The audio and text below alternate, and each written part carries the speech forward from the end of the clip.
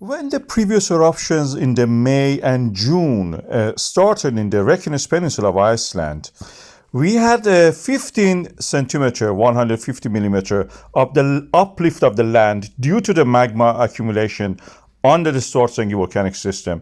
That is what we saw, and then bang, we had an eruption.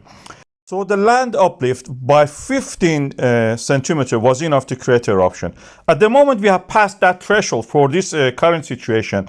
20 centimeter, 200 millimeters of the land uplift, magma accumulated and is rising the ground. But yet we don't have any eruption. This is what we see, the image for today. It is what we see. There is no eruption. This is the same camera, same angle of view. Center of the view is where we had the eruption. Nothing happening now. Why? The question is why we don't have that eruption. Okay? As a geologist, I have to tell you this. For moving of the magma, you need to shake it. The reason is that magma at this stage is not solid yet in the ground. It is actually semi-fluid. It's what we call as a non-Newtonian fluid. It is somehow like a ketchup. You need shaking and movement to create this flow of the lava.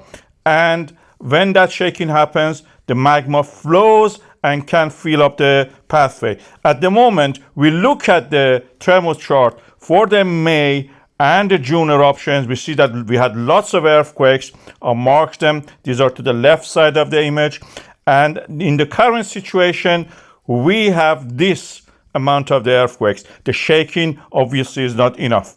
As you can see here, clearly, there is not enough shaking to make the magma fluid to flow. It's a non-Newtonian fluid, and the shaking, as you can see here on the animation of the tremors, doesn't exist. This is also a 3D model of this earthquakes. You can see that under the Stortsengi, under the Blue Lagoon, and under the Grindavík, we don't have enough earthquakes to actually create this flow of the magma at the depth of the 785 kilometers.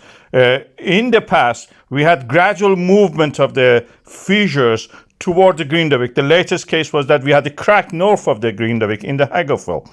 And there is a possibility that this crack actually, and the similar cracks, can go and actually extend toward the Grindavík inside the town. We have a risk assessment. Risk assessment is that look at each hazard and we assess the likelihood of that hazard happen, the potential, the probability of it. And when we weigh them against each other by those crosses that you saw, we can come to a conclusion is that risk scale, on the risk scale is likely or a few or considerable or great or very much likely. Based on that is that we say there is a high risk, high probability of the eruption within the Grindavík.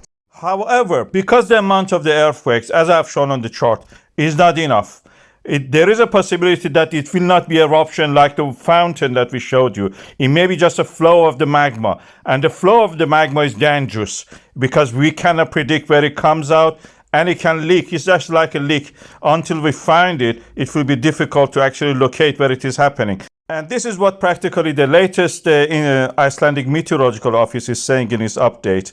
You have to be a geologist to understand and analyze this. Otherwise, just be a copy and paste. You know, a robot can do that also for you without anything. But to understand what these charts means, the movement, the importance of the earthquakes, and the importance of the magma as a non-Newtonian fluid, how to understand it, and the consequences of that for the likelihood of eruption, and if it can erupt or it can just flow like a leak. This is what you need a geologist to tell it, you know, to analyze it for you. A robot cannot do that practically.